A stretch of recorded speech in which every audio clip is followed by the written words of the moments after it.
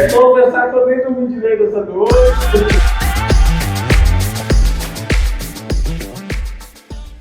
Fala galera, está começando aqui mais um episódio do APGO Podcast. Hoje nós estamos aqui com um convidado mais do Peru, né, Thiago? O De Barrosa, chega tô. Quer conversar que eu nem dormi direito essa noite. É um convidado que a gente tem o prazer de apresentar, que é um representante da nossa cidade aqui, né? Prazer, Jornela. Gente, obrigado pelo espaço. Estou feliz de receber vocês aqui para a gente falar de histórias, né? Jornalista contador de É histórias. verdade. Estamos aqui, parabéns pelo podcast. Obrigado, estamos aí começando. Parecido é uma cidade que eu adoro.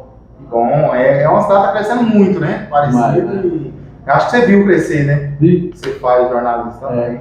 eu acompanho a Aparecida desde a década de 90, né? Eu sempre convivi fazendo matérias, né? Vi o quanto a Aparecida cresceu nesses últimos tempos. É impressionante mesmo. Nossa cidade, nos anos 90 mesmo, era uma cidade criminosa, né? Uma cidade que o pessoal trabalhava em Goiânia. E hoje não, hoje a gente é uma cidade, A gente era uma das que mais cresce no estado, né? conhecido como cidade dormitório, né? A gente trabalhava em Goiânia e dormia É parecido. Antigamente fazer uma campanha até para emplacar o carro lá, para não emplacar era, aqui em Goiânia. Hoje acabou isso, né? Graças a Deus. Na verdade, hoje Goiânia e Aparecida se juntou, né? Cresceram tanto que se Eu juntou. costumo falar que a Aparecida vai ficar maior que Goiânia. Porque Goiânia, a Aparecida, por exemplo, ela ainda, do ponto de vista vertical, Tem vai potencial. crescer um pouco, vai crescer demais. Isso, se você somar com os terrenos ainda que estão vagos, logo você olha que aquilo lá tudo for ocupado. Começar a construir prédio, ninguém segura. Ainda tem muita chácara lá, muita fazenda, que ainda pode virar condomínio, né? Inclusive lá na Nova Viária agora estão fazendo o condomínio do Vienas. Então, assim, Aparecida tem. Não para não, viu gente?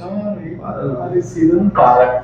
E, Jorge, como foi assim, seu começo lá, sua infância, da onde você é, o que você fez, como você chegou aqui em Goiânia? Olha, eu nasci em Morrinhos, né? Toda a família do meu pai e da minha mãe, nós somos de Morrinhos, nós nascemos eu nasci na zona rural, né? Lá é uma região chamada Areias, né? Então, toda a família era de lá também. Os meus pais sempre, meu pai era vaqueiro, né? Era peão de fazenda, e então ele não era dono da fazenda. Então a gente morou lá. Depois eu fiquei um tempinho em Morrinhos, estudando e trabalhando, e depois eu voltei para a zona rural na cidade de Jaraguá, né? Lá eu fiquei até os 18 anos, né? Então assim, até os 18 a maior parte realmente foi na zona rural. Estudando na zona rural mesmo. Lá, por exemplo, em Morrinhos, eu estudava e trabalhava no mercado, que é bem no centro da cidade. Era uma banca de frutas e verduras, que era entregador. E quando eu fiquei com 12 anos, mais ou menos, e lá eu fiz de tudo, né? Em Morrinhos, nesse período que eu morei lá, eu trabalhei em posto de combustível, chamado Posto Planalto, que era na medida de Viara. Eu trabalhei como entregador de coxinha, essas coisas assim. Então eu fiz isso tudo. Quando eu mudei para a fazenda, em Jaraguá, aí era peão mesmo. Assim, eu levantava de madrugada, andava de bicicleta 16 quilômetros para estudar, aí voltava e ia para Lida, né? E, A pé mesmo, 16 quilômetros a pé. Não, bicicleta. Fazia isso, né? Aí quando voltava, então assim, o vaqueiro, ele cuida das vacas, tira leite e depois vai para a roça, né? Então é uma jornada mais que dupla, né? Vamos dizer assim. E acorda muito cedo também, né? Acorda, eu levantava antes das 5, né? Meu pai levantava mais cedo.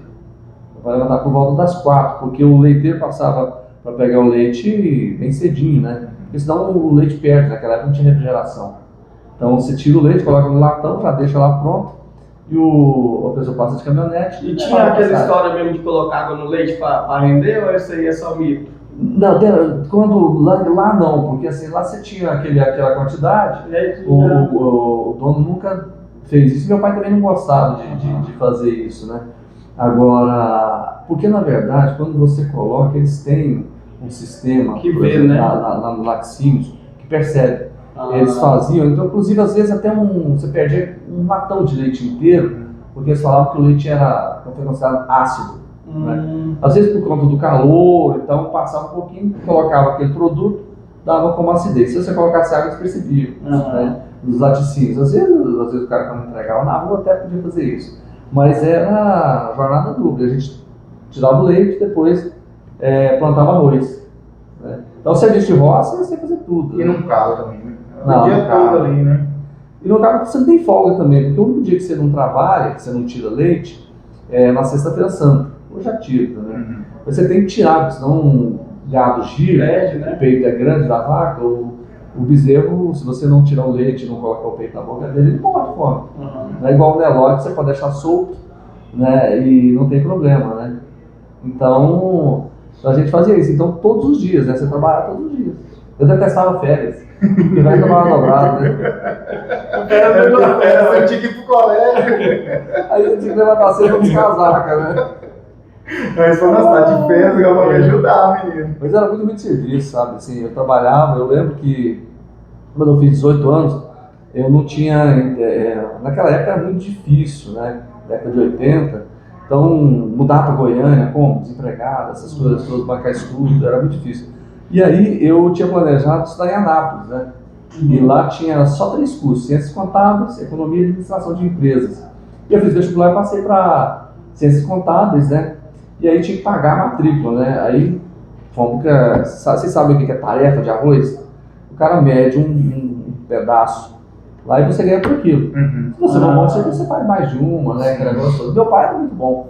Então a gente ia pegava 2, né? Trabalhava junto. Só que ia para lá, para frente, para lá, para trás. Eu capinava a minha beira de arroz, né? Eu conseguia alcançar. Paguei a matrícula capinando arroz, né? Mas assim, eu tenho muito orgulho disso, né? Não imaginava nunca. Né? Do esforço que você teve para chegar onde chegou. E seu foco, pelo que você está falando, sempre foi no estudo, né? Você trabalhava com o objetivo de crescer ali no estudo. Foi. Estudar. Eu sabia que a única chance que eu tinha de conquistar alguma coisa era estudando. Por quê?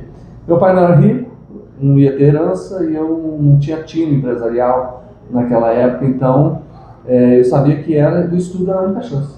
Né? Então, tanto que mesmo lá na roça, ali trabalhando, eu nunca parei de estudar. Entendeu? Eu parei 1 ano, foi quando meu pai mudou para o interior, perto de Minaçu, naquela época era longe para danar, né? Era os 700 km de Morrinhos, e eu perdi 1 ano. Né?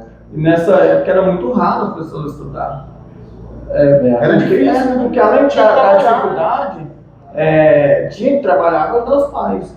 Né? E muitos pais não tinham esse hábito de entender que a educação é super importante, né? Tanto é que na minha família, poucos terminaram, né? Muitos ficaram sem cursar uma faculdade, né?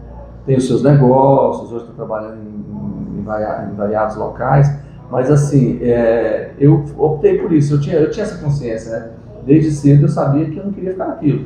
Primeiro que seria muito pesado, nossa, quem trabalha em roça sabe que o negócio não é brincadeira, né? Você ganha pouco, trabalha muito e o desgaste é muito grande. É muito grande. O sol é um negócio que arrebenta com qualquer pessoa. Bom, o Thiago ele só fez faculdade porque não queria trabalhar com o pai dele de serviço. Meu pai era pedreiro, né? E aí ele me levava para trabalhar quando eu tinha 14 anos. Eu passava debaixo da catraca. E aí ele falava: meu filho, você não quer aprender não? Acertar o tijolo? Tá... Nunca quis. Toda vez que eu paguei muitas mensalidades com trabalho de servente, porque eu sabia que era a única forma de eu ganhar um dinheiro honesto, mas não é que seja mais fácil, mas com menos esforço do que meu pai, que meu pai moço. E pessoas que trabalham no pesado, assim, você pode ver que se olha para uma pessoa de 30 anos, ela parece que tem 40, porque trabalhou muito e o sol acaba. Não queria isso, né? Eu encontrei algumas pessoas com quem eu trabalhei recente, né? Como eles eram 3 anos mais velhos, são 3 anos mais velhos que eu, né? A gente jogava bola também no final de semana, e hoje eu vi a diferença dele. Né? Eu tenho um amigo meu que está até hoje no mesmo serviço, né? Há mais de 40 anos. Olha aí, nossa. Quase, tem bem mais que isso. Então assim, você vê que ele está desgastado, né? O sol, e ele gosta do que ele faz, entendeu? Mas é igual você falou, o serviço não é todo mundo que se dá conta de fazer isso, não gosta não. A gente não está desmerecendo, né? A gente está querendo explicar que tem formas mais fáceis que não desgaste tanto, né? A É pessoa. porque você falar, por exemplo, você tem um mestre de obras, por exemplo, ganha muito mais, tem muita gente formada para isso. Eu já trabalhei em construtora como administrador de obra, então assim, tem muitas profissões dentro da construção civil que ganha, tem engenheiro que ganha mais que médico. Tem muitas profissões que o trabalho braçal ganha mais do que o formado. E tem gente que às vezes não se forma, mas tem tino comercial, esse tipo de coisa. Embora a gente tenha que entender que hoje, mesmo você tendo um time comercial, é importante que você tenha uma formação. É muito Porque importante. aí você vai se especializar, vai ganhar mais, vai produzir mais, Vai crescer mais. Né? Vai aprender com os erros dos outros. Né? É verdade. Não precisar errar, né? E aí você ficou em Morrinhos até os 18? Não, eu fiquei em Morrinhos até os 12. E aí, essa fase No Jaraguá, foi Jaraguá, que fica aqui perto de Sede, né? Eu sei. Poucos quilômetros de Goiânia.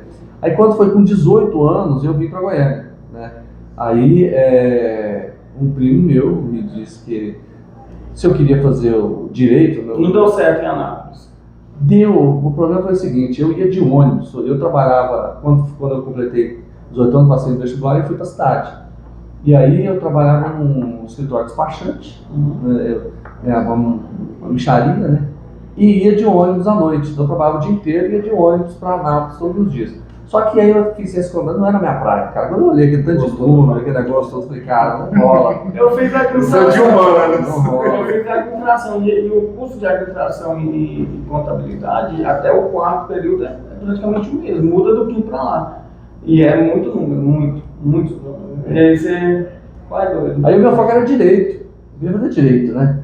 E nunca, nem sonhava com jornalismo. Como é que eu ia sonhar com jornalismo se eu não tinha televisão em casa? Porque a gente era na fazenda, então você não tinha água tratada, você não tinha energia, não tinha carro, não tinha telefone, não tinha televisão, só tinha um rádio AM. Né? E eu ouvi uma rádio que hoje eu trabalho nela, né, que é a difusora. Então, assim, eu não tinha nem uma chance de falar assim, vou fazer televisão. Não tinha televisão, né? Nunca passou pela sua cabeça? Nunca, até porque aquele era tão distante da minha realidade que eu nunca imaginava aquilo. Eu imaginava morar em Jaraguá, construir, montar um escritório de contabilidade, no máximo, né? Porque hoje as coisas são bem diferentes, né? Você tem acesso à informação. Hoje, as coisas são mais fáceis. se você pensar, é mais fácil. Você tem se você não tiver dinheiro para pagar uma faculdade particular, você consegue financiamento. E tem várias, né? Antigamente era poucas, era 3 faculdades que tinha em Só Goiânia. 3. Quando eu cheguei aqui só tinha 3. E hoje você tem muitos, hoje tem o curso online, né? O EAD. Não, antigamente muitas pessoas morriam de fome. Muitas outras coisas. Desilonge não, bolacha recheada, cara. Que dificuldade. Era pra mim também, recheada, com chocolate. Era algo. Sorvete só tinha a marca da Kibon e era caro pra Era dar. muito caro. Não tinha. Refrigerante você comprava aqueles baré, do Jaó, né? Era final de semana.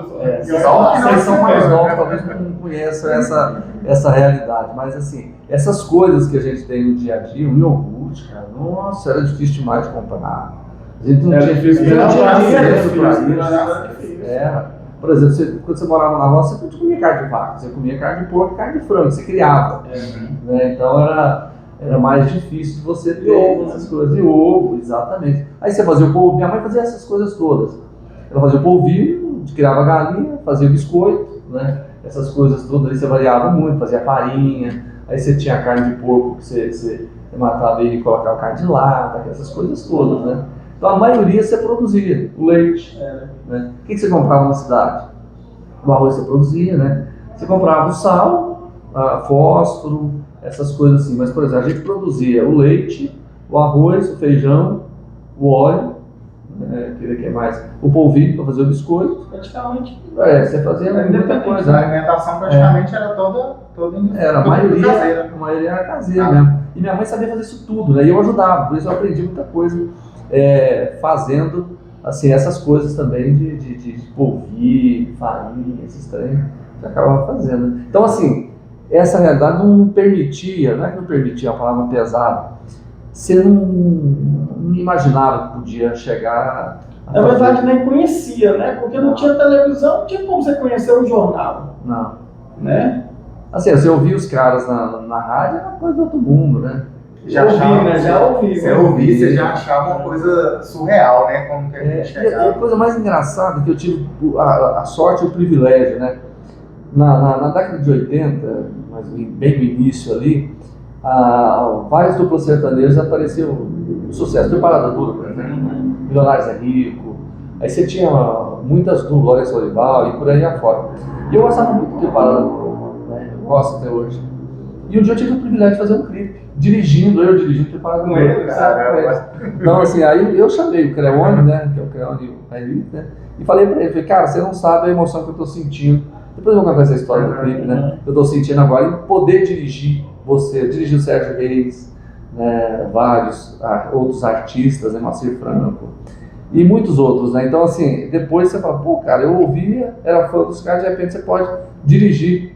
Não, vamos fazer isso aqui, vamos fazer aquilo ali, trabalhar com eles, né? Praticamente a cara de bobo que nós estamos aqui É verdade. Quantas vezes te vi no jornal? Quantas vezes a gente acompanha. Exatamente, que é bom isso, né, cara? Se você quiser fazer, a gente faz. E aí eu vim pra Goiânia, morar na casa de um primo meu, pra fazer direito, né?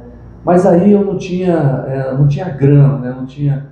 Aí ele me deu uma sugestão para mim, falou, olha, você faz um concurso para a Polícia Civil e depois você vai trabalhar num plantão, que é de 4 em 4 dias à noite, trabalha a noite inteira, mas é de 4 em 4 dias e você, fazendo direito, você vai escrivão, registrar ocorrência, você vai ganhar uma grana para você estudar. Como eu sempre me preparei muito, eu cheguei e passei rapidinho no concurso. Olha. Passei e entrei. E a Polícia Civil me ajudou muito. Então eu fiquei até terminar minha faculdade sendo policial civil. Só que como eu era estudante de direito, né, que aí eu fazia toda a parte de cartório. Porque quando eu cheguei aqui, tinham 3 faculdades. Católica, na época era católica, na PUC, né, Universidade Católica, CG, ao Federal e a Anhanguera. Então eu me preparei para fazer, olha, vou fazer nas 3 direito e se passar na particular, Deus ajuda, né? Só que aí quando chegou no meio do ano, faltava pouco tempo para fazer a inscrição do vestibular, eu gostava de assistir televisão. A gente tinha uma televisão 14 polegadas também, assim, daquela porta, se levantava um teminho, preto e branco. Né? Isso eu tinha 19 anos de idade, né? Aí a gente foi ter geladeira com 20. Compramos um ferro, sabe aquelas coisas de aquelas móveis usados, na Vila Nova. Que a gente morava num barracão lá. Pregão. A minha mãe foi lá, comprou uma geladeira usada, né? E a gente comprou uma televisãozinha desse tamanho de 14 polegadas, né? A prestação. E aí eu gostava de assistir jornal, olha a inocência, né? Falei, cara, deve ser bom demais trabalhar em televisão. Né? Não sabia como ganhava, não sabia como é que trabalhava. Como que eu ia chegar lá? Vou fazer. Aí só tinha na Federal. Aí eu fiz jornalismo federal, vestibular para jornalismo federal. E na Católica, na PUC, agora eu fiz direito. E eu passei nos 3. Aí eu falei, como é que eu vou abrir mão? Foi tão difícil desse. Vou fazer os 2. Só que aí o trabalho me permitia isso. Então eu trabalhava só à noite, fazia plantão, então eu estudava de manhã, à noite na outra dava para fazer. E aí eu fui gostando do jornalismo, né? E aí terminei o jornalismo primeiro, depois eu terminei o direito, mas aí começou, cara. Aí, quando você entrou na faculdade, aí a coisa foi bem se encaminhando, até que eu comecei a trabalhar em televisão, né? Aí foi em 89, eu lembro, foi na TBC, que na época retransmitia a Band, né? E aí, a coisa se encaminhou. Você entrou através de estágio ou através de algum cursinho? Olha a coincidência, em maio de 89, foi criada a TV Serra Dourada. A TV Serra Dourada tirou 3 repórteres melhores que tinham lá. Na TBC. Um é o Valtênio de Oliveira, que está na Band, né? E tinha mais 2 repórteres. Aí o que acontece? Surgiram 3 vagas. E aí o Bordoni, Luiz Carlos Bordoni, fez o seguinte: ele fez uma espécie de um concurso não oficial. Ele falava assim, ó, abriu, quem quiser vir, pode vir para cá, pode acompanhar 3 dias um repórter e faz 3 dias de teste. Eu vou escolher. Choveu, gente. E eu tinha experiência de estágio na rádio universitária, que me deu uma base boa. E aí eu fui um dos escolhidos, né? Foi eu e uma outra repórter que a gente ficou. E aí um dos repórteres que foi para a Serra Dourada, que é o Darcy Moreira, logo que ele foi para a Serra Dourada, por exemplo, ele foi candidato, 2 anos depois, a prefeito no estado do interior. E aí começou a campanha e surgiu a vaga dele. E eu fui lá e pedi, o Cassim Zaidei, que foi a pessoa que criou o Jornal do Dia, criou tudo aquilo, levei o meu material, né, pedi para ele analisar. Falei, ó, eu sei que você tem uma vaga. Você olha o meu material, se você gostar, eu estou à disposição. E aí ele gostou e eu fui para lá. Ou seja, eu fui no lugar do Darcy na TVC, depois eu fui no lugar do Darcy na coincidência. E lá na Serra Tem que agradecer esse cara. 29. 29 anos. E lá eu fiz todas as funções, né? De repórter, editor, produtor. Fiz também a questão de... Fui diretor de jornalismo mais de 20 anos. Apresentei também o programa durante esse tempo todo, né? Então, por exemplo, mas paralelamente, eu sempre gostei de fazer rádio. Por exemplo, eu fiz muitos anos na difusora, no início da minha carreira. Agora eu voltei para a difusora. Você fez antes de ir para a TV? Junto. Dá pra conciliar os dois? Dá porque a carga horária de jornalista são 5 horas, né? Então eu fazia assim, eu trabalhava de manhã na difusora, depois eu trabalhava, depois à tarde na TVC, à noite eu fazia direito. Então eu morava no Jardim Guanabara, eu tinha um Fusca velho, aí era a mesma coisa, eu botava um guarda-roupa lá dentro e aí era saía cedo, voltava quase meia-noite, né? Então assim, eu sempre... Sua vida sempre foi muito corrida? Foi muito corrida, eu sempre trabalhei muito mesmo. Eu sempre brinco que todos os serviços que eu amei na vida, trabalho fim de semana, e até hoje. Né? Então, eu nunca tive preguiça, eu não tinha tempo para ter preguiça, porque, nem para desistir. Porque quando eu vim para cá... Na verdade, você não tinha escolha, né? Não tinha escolhas, por um aspecto também financeiro, porque a minha mãe, ela tinha muito problema de saúde, então com 50 anos, minha mãe lavava roupa para os outros. Então, como ela tinha muito problema de saúde, quando a gente veio para cá, ela já não conseguia mais. Desgastou muito, né? E o meu pai estava todo arrebentado, porque ele derrubava, naquela época, você derrubar mato, era no machado. O machado arrebenta com a coluna de qualquer um. Então, meu pai capinava, roçava, desmatava, tirava leite. Então, assim, quando ele chegou numa certa idade, quando lá em Morrinho de Jaraguá mesmo, aí eu fiz a proposta para ele, se a gente vai passar dificuldade, vamos passar junto.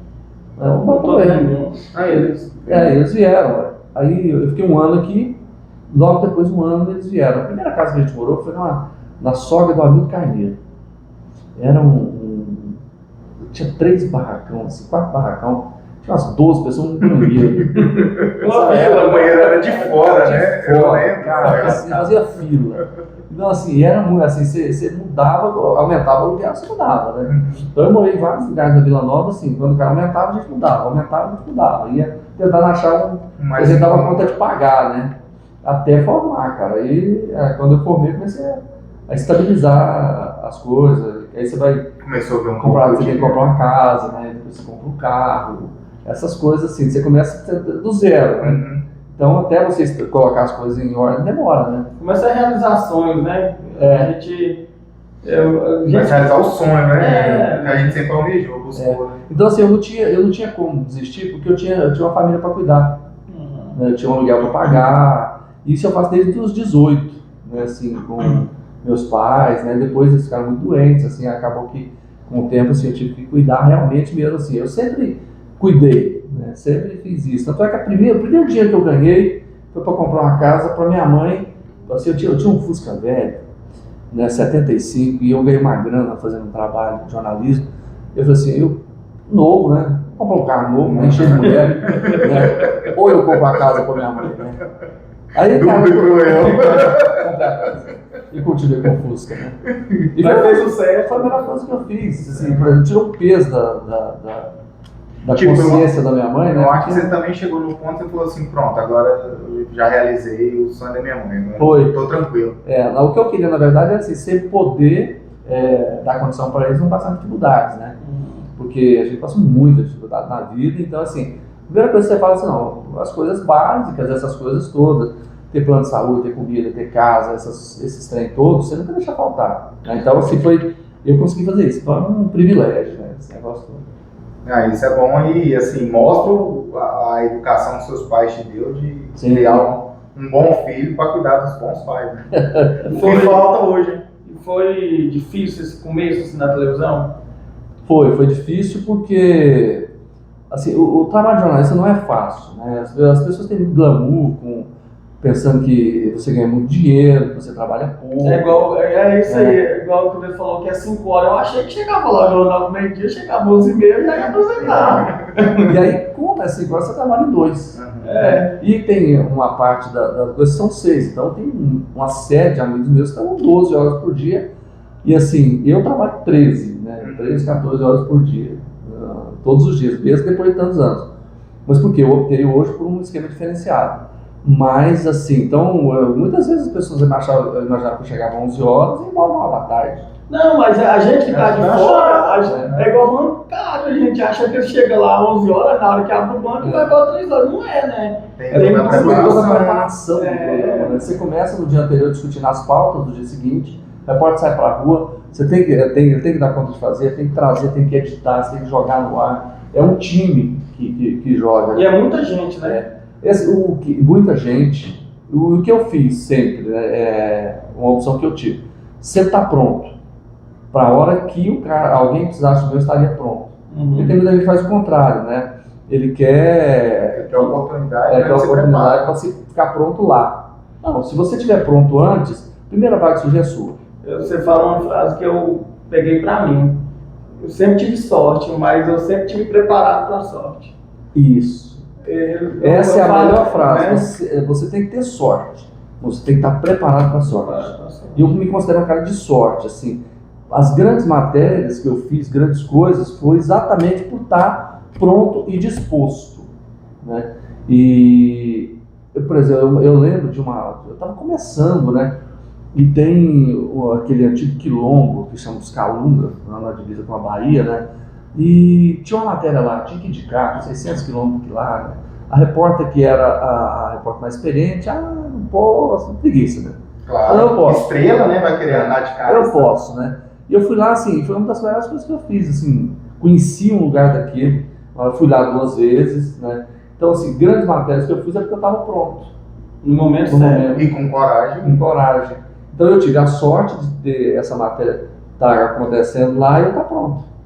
E isso foi em todas as coisas, né? E no começo, assim, quando você entra na televisão, tem muita inveja, tem muito esse puxa-tapete, ou o pessoal é mais amistoso, tenta ensinar, passa a guarda? Depende. Você depende do veículo, entendeu? Eu tive sorte que a turma que eu comecei a trabalhar em televisão era uma turma muito boa. Vinha uma parte da faculdade, né, outras que eu já conhecia. Então lá eu não tive esse problema. Mas o grande problema do ser humano, isso em qualquer profissão, acho que é a vaidade. Né? E a gente tem que entender com os jornais, como a gente aparece, as pessoas acham que primeiro aquela, você tem fama, você tem isso, aquele negócio, besteira. Na verdade, todo mundo é igual dentro da sua capacidade. É a mesma coisa de você chegar e manda eu consertar um carro. Eu não sei consertar um carro. O cara é especialista naquilo. Então, cada um na sua área e tal. Mas na nossa área tem inveja, tem puxação de tapete, como tem em qualquer outra profissão. Na nossa, talvez tenha um agravante que é, às vezes, colegas confundirem fama com profissão, né? A fama é uma consequência, né? Na profissão que vocês exercem, consequentemente vai ter fama. Você não precisa sofrer, um dia você sair da televisão, você vai sofrer, você não está mais aparecendo, as pessoas às vezes não vão te conhecer mais ou qualquer coisa parecida. Entendeu? Isso na minha cabeça foi muito tranquilo, a vida inteira. É ótimo as pessoas te conhecerem na rua, pararem, cumprimentarem, falar do seu trabalho. É a coisa do mundo, né? Isso não tem dinheiro que paga. Agora você não pode ser escravo disso. Claro, né? Não pode levar para a vaidade, né? Você não é idoso com isso. Né? Você tem que se sentir feliz porque você fez um bom trabalho, mas não com aquele orgulho, vaidade. Profissionalmente, o jornalismo me deu praticamente tudo, assim, de ser correspondente de rede, de fazer viagem internacional, de apresentar, colocar em prática ideias que a gente tinha, entendeu? Então, assim, o jornalismo me deu essas oportunidades todas, né? Então, eu sou muito grato ao jornalismo, aliás, tudo que eu tenho ali no jornalismo, né? Mas, assim, foi uma construção, você estava falando, você vai construindo, cada dia você vai colocando um tijolo né? Até que você, por exemplo, tem toda a experiência, as pessoas te reconhecem, o seu nome é uma marca. Né? É importante que em qualquer situação, o seu nome é uma marca. Como esse aqui é uma marca, né? O podcast de vocês. E a partir do momento que cada vez vocês forem crescendo, ela vai ficando mais forte. E a cada dia vocês vão ser mais reconhecidos, né? Mais respeitados, as pessoas vão ver vocês mais, vão entender o propósito de cada um. Né? Isso é a grande coisa, isso que é bom. É verdade. E você encontrou alguma dificuldade, assim, muita dificuldade em alguma coisa específica ou não? Você tirou de letra, era só um trabalho? Não, sempre. Assim. Não, o jornalismo ele é um desafio diário, né? O ao vivo é mais difícil? O ao vivo ele é mais difícil porque a televisão, se você, qualquer gesto, qualquer gaguejada que você faz, o cara está te vendo.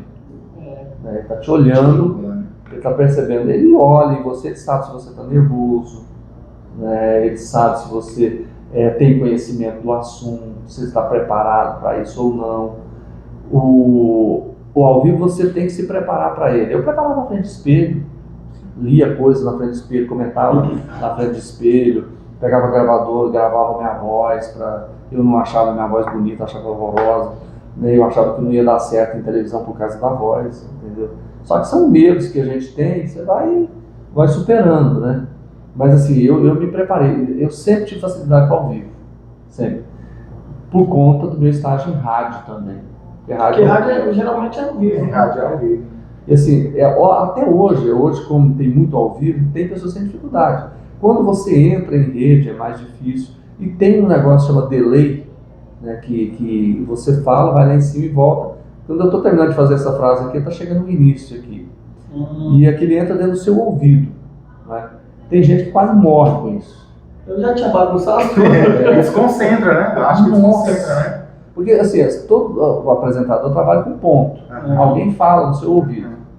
Agora, quando você fala e ela vem depois, você já viu isso em Copa do Mundo, no começo da fase do analógico digital, o delay era 6 segundos. Era um negócio de louco. O pessoal parava, né? Delay, o pessoal parava. Hoje nem tanto. A gente já fez transmissão no interior em que o delay era grande, a gente arrumava saídas e ninguém percebia. Por exemplo, a gente fazia do interior. Quando terminava o comercial que vinha pra gente, se viesse direto, o cara ia ficar com aquela cara de trouxa lá, por 6 segundos, e o cara ia perceber. O que a gente fazia? A gente jogava a imagem do drone, do alto. Aí quando passava aquele segundo, o cara falava assim, pode entrar. Que aí ele mostrava o local, né? Você tava lá e você entrava depois falando, você deixava lá 5 segundos de imagem boa, depois você entrava, ninguém percebia. Até hoje muita gente faz isso. Inteligência. Essa saída assim é tudo da mente mesmo, né? Parar e raciocinar. O ao vivo ele é tão danado que eu já apresentei um programa do interior sem ter retorno de áudio e vídeo. É super difícil. Assim, aí você fala, mas como? O cara no celular contava tal, vamos lá, 5, 4, 3, 2, 1, no 1 entra. Entendeu? Então o cara lá da central passava para ele aqui e ele fazia assim, vocês estão fazendo, ia no, entendeu? Até terminar. Você entrava. E dava certo. Sem ver, né? Sem ver. Se você não tiver calma, no ao vivo você não faz. Você atropela, não consegue, fica nervoso, tudo isso. Você brinca, televisão, você tem que ter um plano B. Né? A matéria travou. E aí? O que você vai fazer? Né? Você está numa ligação, na entrevista de rádio, a ligação cai. E aí? E acontece. Você vai falar o quê, né? Nesse tempo, né? Você tem que ter um plano B. Você brinca assim, faça um plano B. Para tudo que você estiver fazendo. Você vê muito isso em rádio, né? O pessoal tá fazendo entrevista ali na rádio e a ligação cai. Hoje, ainda mais hoje com a internet ruim, em alguns lugares, né? A internet cai ali, o apresentador e a coisa mais isso é muito comum. Muito comum acontecer. Hoje eu acho que com tantas tecnologias vindo, as coisas estão acontecendo mais. Eu não sei se você percebeu, as internet estão ficando mais ruins, os telefones estão travando mais. Eu acredito que isso vai acabar. Vai melhorar mesmo. Vai chegar um ponto em que você vai ter uma internet super legal. Não, tem. Agora, por enquanto, nós estamos ainda numa fase de...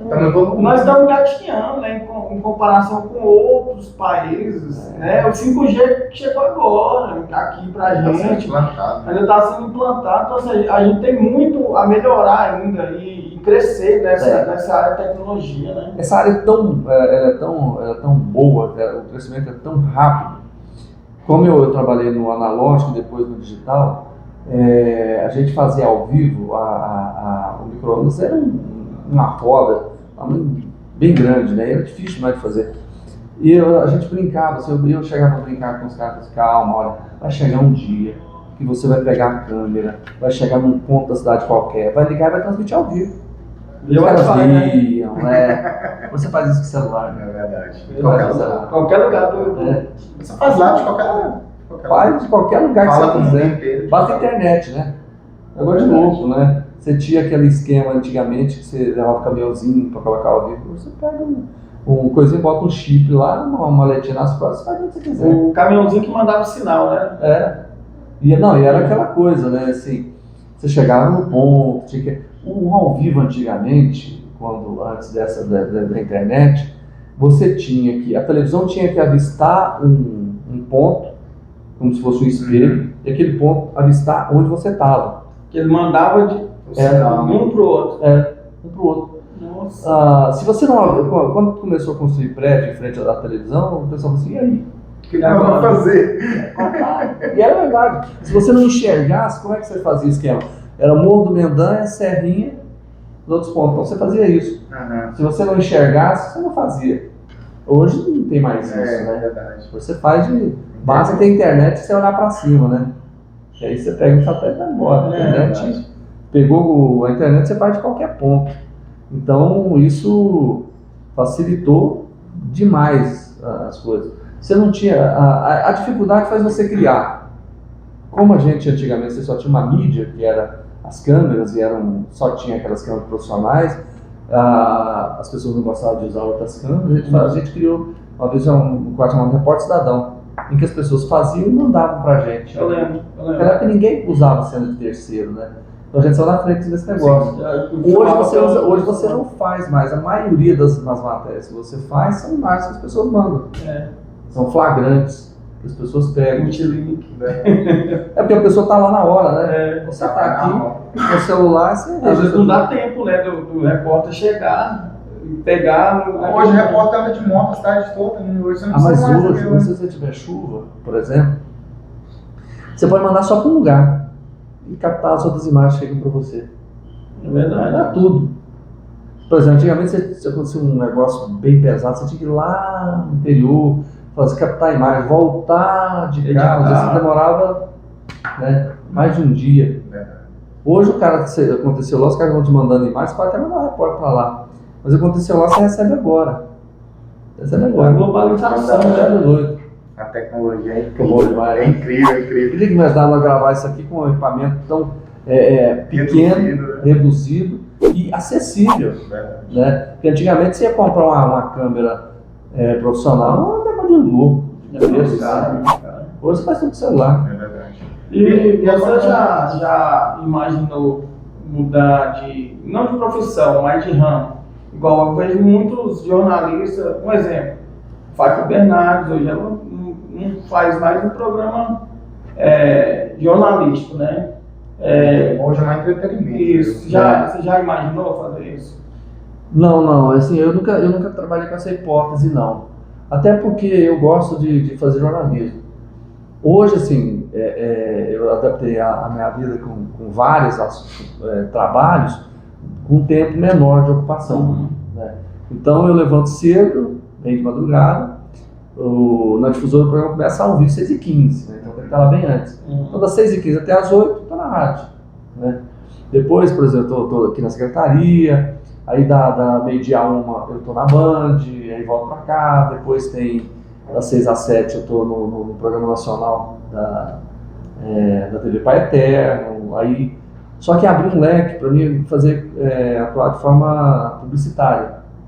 Então eu tenho parceiros no Instagram e gravo comercial para colégios, empresas, assim, E antes vai fazendo, e antes todo não tinha, dia. porque geralmente quando o contrato é jornalístico, eles não liberam, né? Depende, assim, por exemplo, quando eu fui negociar com essas pessoas hoje, foi uma das condições que eu coloquei. Eu gravo e eu faço cerimonial, eu gravo campanhas publicitárias, então isso tudo eu faço hoje.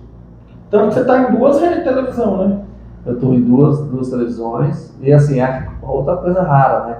Normalmente é difícil que você ter um profissional em duas. Por isso que eu até comentei com você, mano. Porque geralmente o contrato ele não aceitava nem você dar entrevista, né, para outra televisão. Né? Hoje o seu nome te proporcionou, né? Vai ter esse leque de. Lembra daquele negócio da máquina? Né? Você pode depois fazer isso. Então, assim, para mim é melhor. Do ponto de eu trabalho mais, porém eu não fico preso. Engessado, né? E também tem mais visibilidade, né? Você está atuando em vários segmentos, né? Por mais que é o mesmo, mas são públicos diferentes. São públicos diferentes, são veículos diferentes. Eu gosto muito de rádio, voltei a fazer rádio é muito interessante. Né? E o seu jornalismo sempre foi um jornalismo mais tranquilo, né? Não é aquele pesado, né? Eu gosto da área social. Não é policial, né? O jornalismo sempre foi mais social. Hoje você tem que ter notícias policiais, mas não pode ser só. Tem que ter, igual você acabou de falar, a área social também é muito bom, né? Muito importante. Bom. A área social é fantástico, né? Você poder ajudar alguém, né? A área de serviço, você trabalhar com informação que é útil para a pessoa. E assim, eu já fiz campanhas de arrecadação de brinquedos em época de Natal durante muitos anos. A gente já chegou a arrecadar 250 mil brinquedos numa campanha. Nossa. Muita coisa. Então, assim, quando você já consegue... fez Teleton também. Teleton 18 anos. 18 anos. Quando começou praticamente, eu fui o primeiro a fazer. No começo a gente fazia reportagem e mandava, depois era ao vivo lá.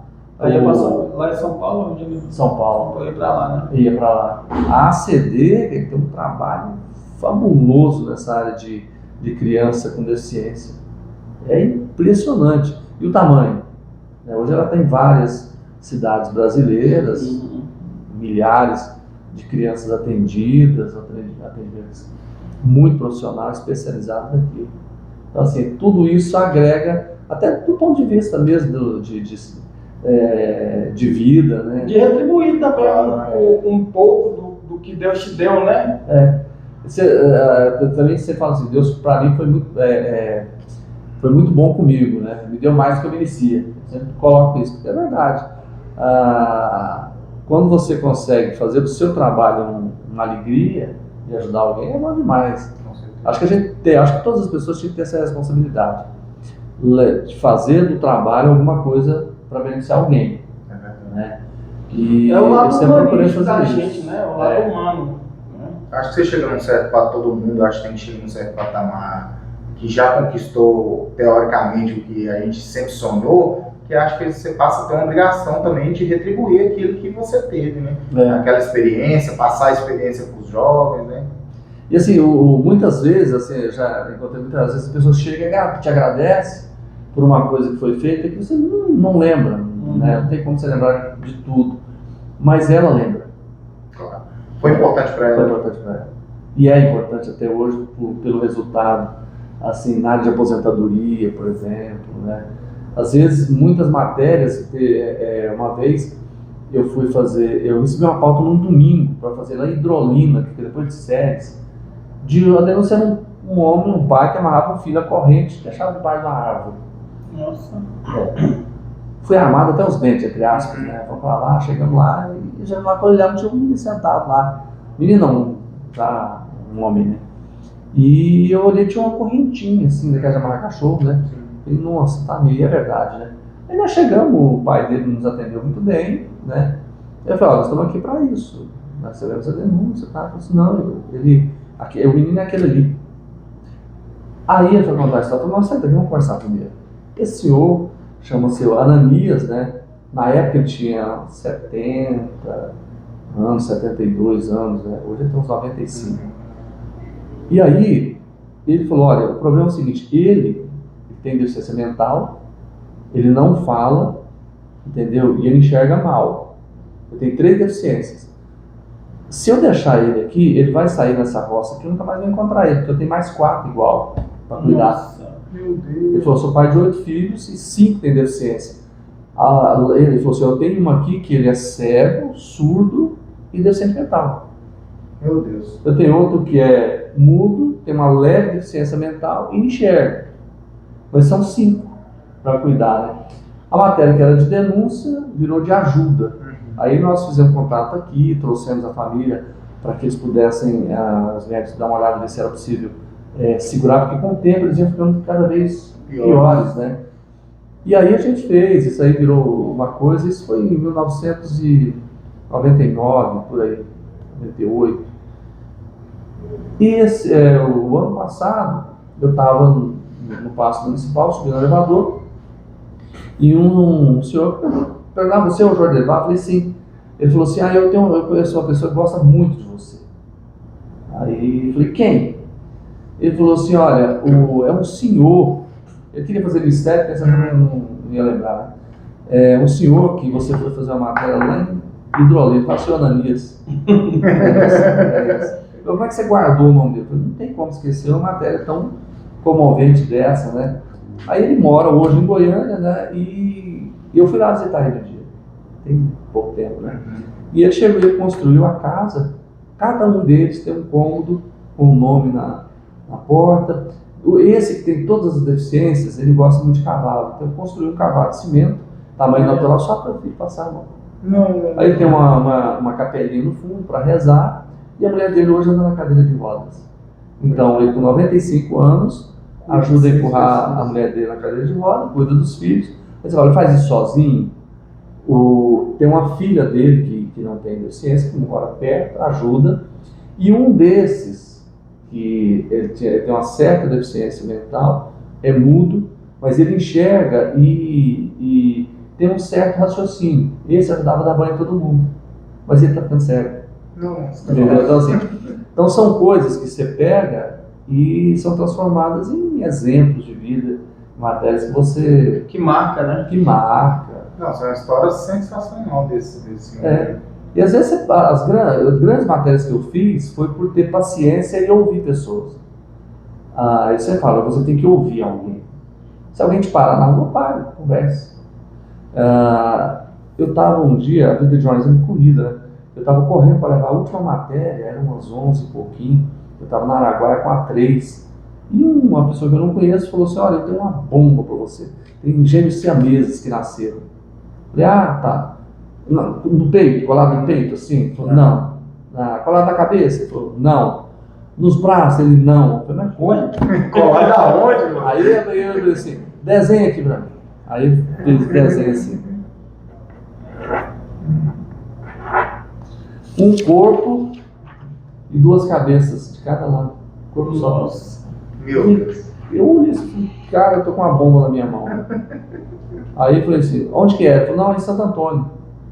Eu falei, vou lá. Não, a família não quer. Eu falei, mas me dá o endereço. Aí tal, ele deu um cara super gente, botei o endereço, eu peguei meu carro, o meu cinegrafista tirou o colete, eu tirei a gravata. Na mesma hora? Não, foi no outro dia. Eu cheguei a pedir autorização pro meu chefe, né? E aí eu fui lá. Aí cheguei lá, realmente era daquilo, era isso aqui, né? Tinha 4 braços e 3 pernas. Nossa. Colado, dinheiro assim. E a família não queria nem saber. Aí eu conversei com ela um bom tempo, umas 2 horas. Falei para ela assim, imagina essas crianças com 18 anos. Como vai cuidar? Como é que a senhora vai cuidar? Como é que a senhora vai dar banho? Como é que vai ser a vida? Eu não vou estudar? Dificuldades. Não vão casar, não vão ter vida, não vão ter nada.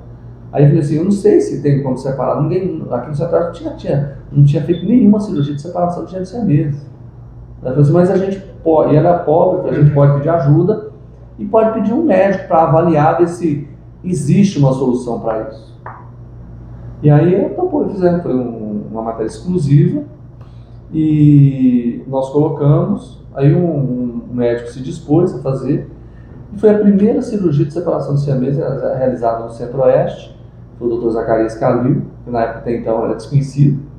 E aí, a partir daí, E hoje é referência. Não, já é referência. Né? Referência. O pessoal vem de Então, assim, fora. a minha reportagem, a nossa reportagem, abriu as portas para uma coisa que virou referência no mundo, né? Porque eu até Discovery Channel já fez matéria sobre esse trabalho. É, o pessoal vem de fora para aprender, né? Com as Exatamente. técnicas que eles usaram aqui, né? Isso que eu acho que deve ser muito prazeroso nessa profissão, saber que através de você, da sua insistência, persistência, conseguiu mudar um patamar, né? Porque você mudou um patamar de algo que ninguém nunca tinha feito e hoje é uma referência para o mundo inteiro, né?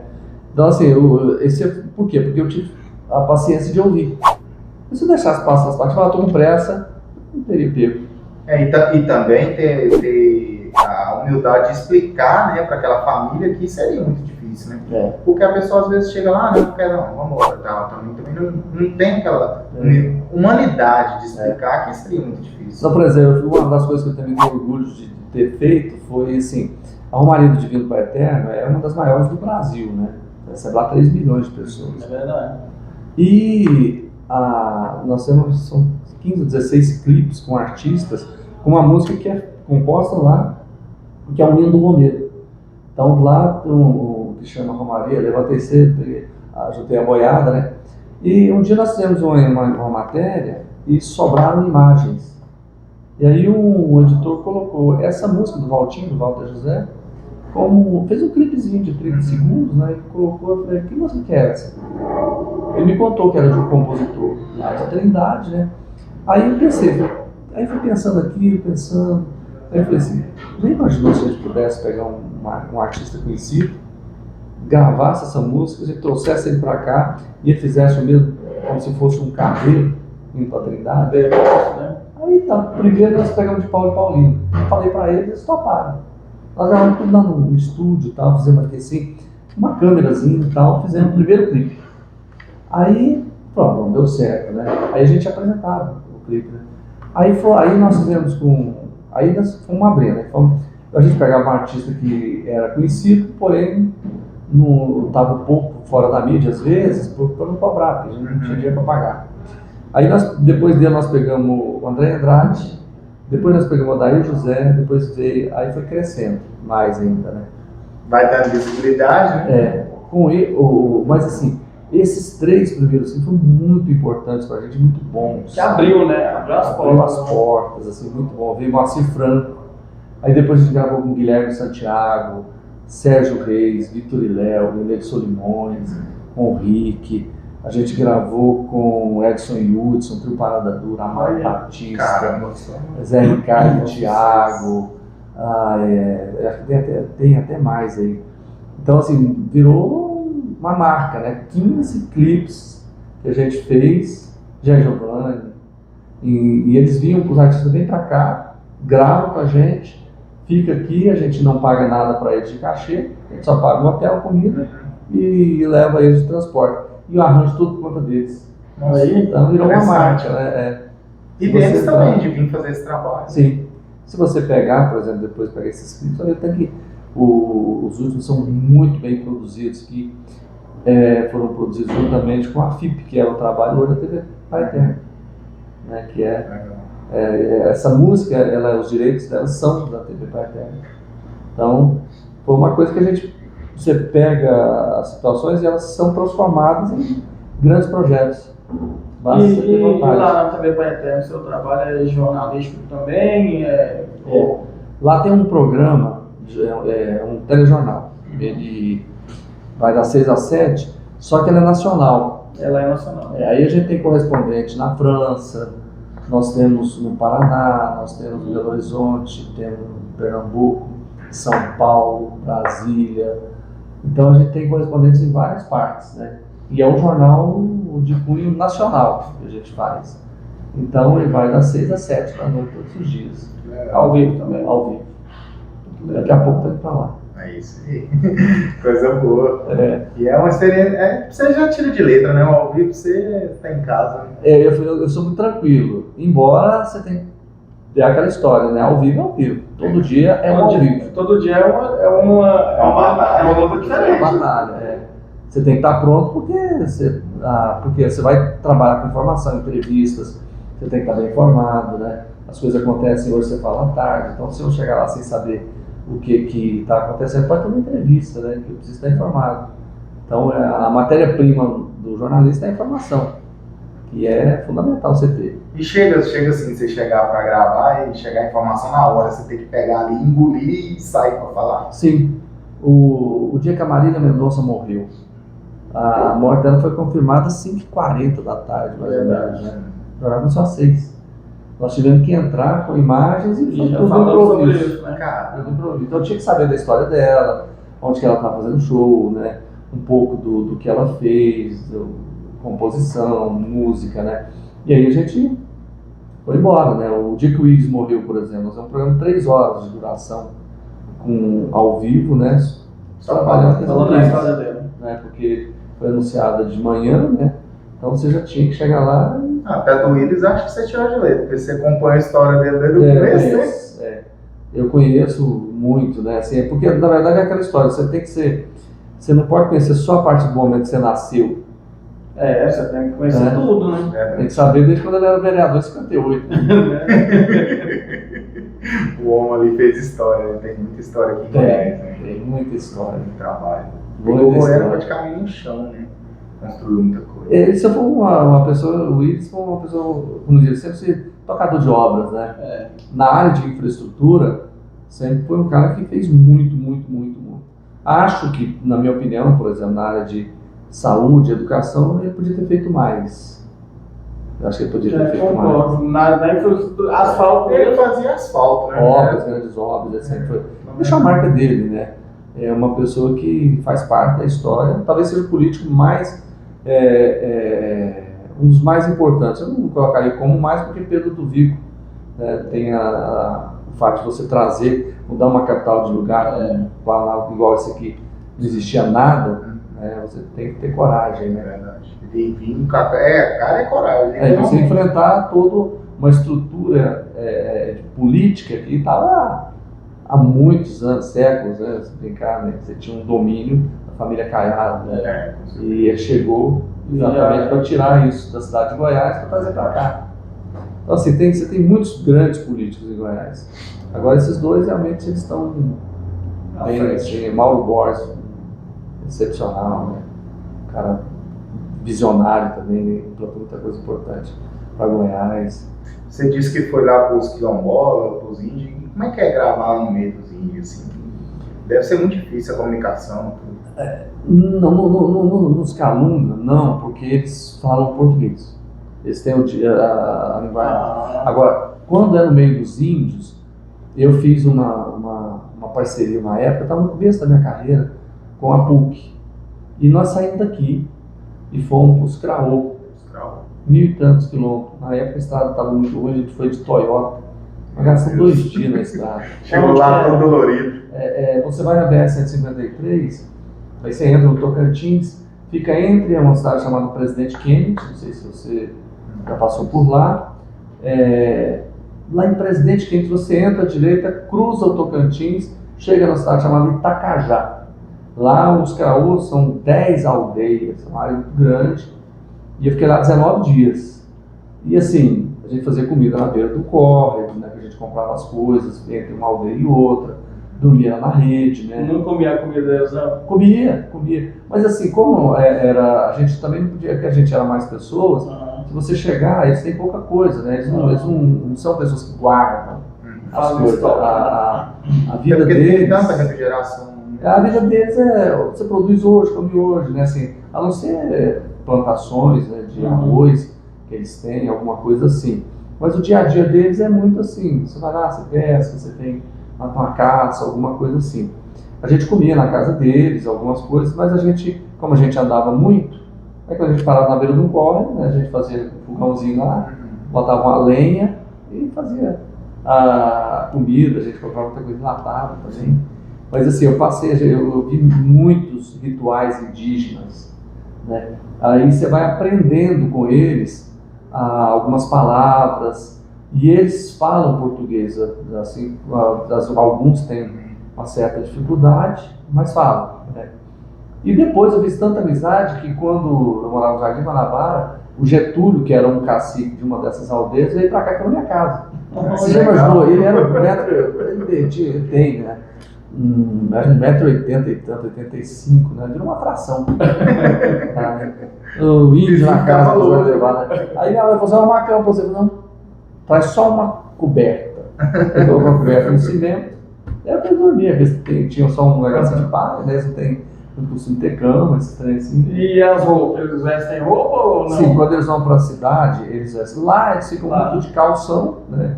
As mulheres ficam assim, a parte de cima, né? Sem tranquilo, sem problema. Agora, quando eles vão para a cidade em respeito a gente, Eles vestem.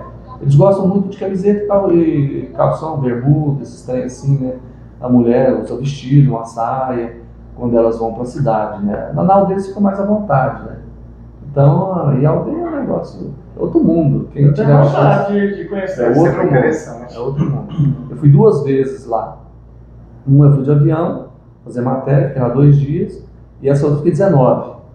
Né? Fui para ficar uma semana, acabou ficando 19. E foi material, serviu também de base para um doutorado de um professor da PUC, que ele fez sobre a cultura dos Kraô, que era um povo bem interessante. Deve ter escrito artigos e artigos. Né? A sua profissão te proporcionou conhecer lugares e fazer coisas que você nunca imaginou, né? Não, eu fiz muita coisa assim, eu conheço bem, muito bem, assim, de ir em cavernas, fazer coisas na área de agricultura.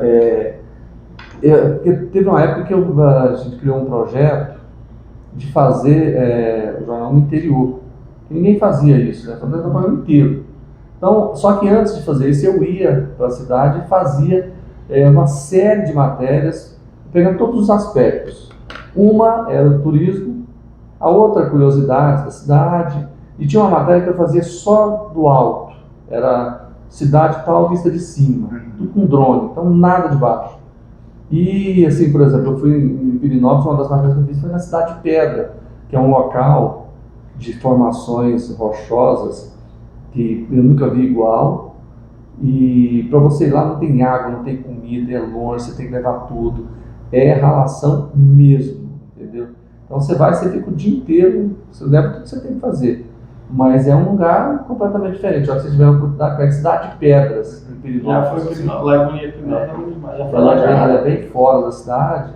E assim, praticamente não tem muito turismo lá, porque lá não é Difícil acesso. Por exemplo, eu fiz na cidade de Goiás. Então você faz toda a cidade de Goiás, vai em Ouro Fino, onde tem a música do Chico Mineiro. Existe o distrito. Eu não sabia. Fica a 6 quilômetros, mais ou menos, da cidade de Goiás. Lá existe hoje o resto de uma igreja, de paredes de uma igreja, tem um túmulo, um cercadinho, e onde o pessoal fazia extração de ouro. E próximo tem uma cruz, que eles falam que lá foi enterrado o Chico Mineiro. Né? Lá era um distrito bastante movimentado, porque lá tinha 2 aspectos. Um que era a mineração de ouro, e o outro era um local de parada dos boiadeiros. Então você saía de Pirinópolis para a cidade de Goiás, você passava lá. Né? Você saía de algum outro local, ali para Goiás era o grande centro de extração de ouro do estado, né? Há 200 anos a mais atrás, né? Então assim, eu fiz essa matéria lá e foi super legal, porque você lembrar do Tunico Tinu, né? Que foi o Tunico que compôs juntamente com outra pessoa, e você chega lá e fala, pô, isso aqui existiu, né? Quem sabe? A gente não sabe se é verdade ou se não, mas um historiador que eu entrevistei, ele falou, olha, essas histórias contadas, mesmo você não tendo registro, elas se tornam verdadeiras. Você não tem como provar. Agora, se ela foi verdadeira ou não, a gente não tem como. Só a pessoa que sabe. O que importa é que as pessoas acreditam. Então elas se tornam verdades. Então assim, eu consegui fazer isso de várias cidades. Caldas Novas, Pirinópolis, cidade de Goiás, Rio Verde, Aparecida a gente fez. Eu passei um bom tempo naquela Serra das Areias fazendo matéria lá. Esse aqui vai lá todo dia. Lá em Aparecida eu conheci uma pessoa que faz um negócio super interessante. Às vezes ele pega lotes que não tem construção e faz um acordo com a pessoa e lá ele planta horta. Então você pega 3 lotes assim e planta horta naquilo tudo. Então tem vários pontos lá que ele criou esse formato. E é bom, porque ele faz uma coisa pra pessoa. Tá limpando, lógico. Não, ele virou Tá um cuidando, negócio né? grande, né? Eu lembro que eu tinha, na época lá, eu tinha 3 pontos de hortaliças, cada lugar desse era 3, 4 lotes, que ele plantava tudo, colhia, Legal. o negócio Então assim, o jornalismo me permitiu fazer tanta coisa boa, sabe? Assim, Conhecer tantas essas histórias. coisas. Já fiz viagens internacionais fazer matéria, sabe? Então, muito interessante o jornalismo. A gente que começou a fazer podcast agora, né, Thiago? A gente já entrevistou algumas pessoas e a gente já se surpreende com as histórias das pessoas, né? A gente aprende tanto entrevistando as E a pessoas. gente conhece pessoas diferentes, estados diferentes, coisas interessantes que a gente Nunca imaginou. nunca imaginou que ia conhecer, né? E é através desse trabalho. Agora imagina você, mais de 30 anos nessa profissão, quantas histórias esse não ouviu. O podcast é bom por causa disso, você tem tempo para contar bastidor. É, Porque muitas dessas coisas as pessoas não sabem. Porque você tem muita coisa de bastidor. Né? Eu até quero escrever um livro, como se fosse um conto, um livro. Mas assim, com 2, 3 páginas sobre cada assunto. Sim. Né? faz Tem mesmo. muitas coisas. Bagagem para isso tem, né? Tem muita história. Muita, assim. Se a gente sempre for sentar aqui, a gente fica o dia inteiro contando história. Teve uma das coisas mais importantes, eu não falei para vocês, de cobertura, que foi o sequestro do Wellington Camargo. E só para vocês terem uma ideia, no último dia a gente conseguiu uma entrevista exclusiva com ele, com um fato só da criatividade. Ele estava no segundo andar aqui da Clínica Pá, ninguém entrava, ninguém saía, todo mundo queria entrevistar ele, todo mundo estava ao vivo. Né? E na época eu estava ao vivo. Estava no Brasil todo, né? O Brasil todo. Eu estava ao vivo na época do Gugu. Né? Aí eu imaginei, bom, a única coisa que a gente tem que fazer é entregar não tinha microfone sem fio naquela época. E aí, ela levar o microfone, e o senhor Francisco apareceu na janela e eu falei, se eu entregar o microfone para o senhor, os outros jornais não estavam ouvindo, né? O senhor passa para a mão do Wellington, se tiver televisão e se tiver ligado no SBT, ótimo, se não, o senhor coloca que o Gugu vai conversar com ele. Eu falei, tá, e agora? Eu vou dar o microfone. Aí, fui numa casa lá, só tem rodo aí, me empresta 2 aí. Quem não vai prestar um rodo pro José Barro? Aí eu peguei, emendei os 2 rodos, fita, emendei e enrolei o microfone na ponta de cima do rodo, né? Que eu coloquei aqui assim, 2 rodos, aí pedi para me chamar ao vivo, eles me chamaram ao vivo, e eu falei, olha, nós vamos entrevistar o Wellington de uma forma diferente, mas nós vamos. Aí eu peguei, entrei ao vivo aqui assim, fui lá, cheguei, levantei o microfone, entreguei pro seu Francisco e ele passou pro Wellington, e foi a primeira entrevista do Wellington. Como é que ficou a cara dos outros sem corda lá embaixo? Cara, eu fico doido. O pior, cara, Você tem que ficar doido. a Globo é louca com esse negócio, né? É porque eles querem sair da frente de tudo, né? Foi capa da Veja, inclusive o Rodo, que é uma das 4 maiores entrevistas do Gugu na época, que mais deu audiência. Não, o repórter da Globo foi demitido, com certeza. Então, assim, foi um furo do tamanho do mundo, né, cara? Nossa. Não, todo mundo ali querendo, todo mundo queria ouvir, né? A primeira A fala dele. cobertura que eu fiz na época, eu fiquei por conta. Todos os sábados, domingo, Natal, Ano Novo. Quando a família estava negociando, já tinha mais de 3 meses, teve um momento que a família falou assim, nós estamos negociando com vocês, não sabemos se o Wellington está vivo, nós queremos uma prova de vida. Os caras foram lá, cortaram a orelha do Wellington na faca, colocou num potinho, levou Fala que foi sem anestesia, sem nada. Né? sem nada. Chegou lá, colocou na porta da TV Serra Dourada, embrulhou e falou assim, entrega pro Jordevar. Mandou pra você? Isso eu não sabia. Aí abriu, Você abriu? aí tinha uma carta lá. Aí falou, ó, Jordevar, passa esse material pro Ratinho e avisa pra polícia não ter dúvida, eu vou deixar aqui a senha de conversa nossa com eles. Porque todo sequestro, você tem uma senha, porque todo mundo vai ligar, é trote, aquele negócio. Então a senha era Romário. Né? Avisa a polícia que a senha é Romário. Eles vão entender que é o líder do Wellington. Aí, nossa, cara, todo mundo parou lá na porta, todas as emissoras, orelha lá, polícia, IML, aquele negócio, tudo pegou o negócio lá, fez o exame e constatou que era o Wellington. Né? Foi outro furo, né? Não, e a sensação de ver aquela orelha lá na caixa, meu Deus. Você sabe que a sensação, pior não é isso, assim, o sequestrador te conhece, sabe onde você anda. É isso que eu ia perguntar. E ameaça? Você nunca teve ameaça? Nesse dia, quando no outro dia a gente foi fazer ao vivo com o Gugu, teve muitas ligações, assim, com ameaças e tal, mas eu acho que era trote, assim, pelo meu estilo, assim, eu nunca tive, assim, muito problemas assim, específicos, assim. Eu já encontrei muito bandido, já fiz muita entrevista com bandido, assim, mas depois eu não encontrei com eles mais, e essa sorte. E assim, ameaça mesmo, assim, não.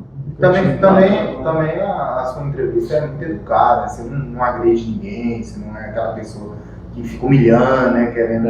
Eu sempre quis, por exemplo, sempre ouvir os dois lados, né, se você tiver dúvida, dá direito de resposta, se a pessoa pedir direito de resposta sagrado. Eu já livrei a emissora que eu trabalhava de inúmeros processos para dar direito de resposta. Teve uma vez que uma delegada, a delegada Adriana Corsi, foi deputada, ela prendeu um homem, vendia picolé, e a denúncia era que ele tinha estuprado uma criança dentro da escola. Olha que denúncia pesada. E aí todo mundo fez aquele negócio todo, né?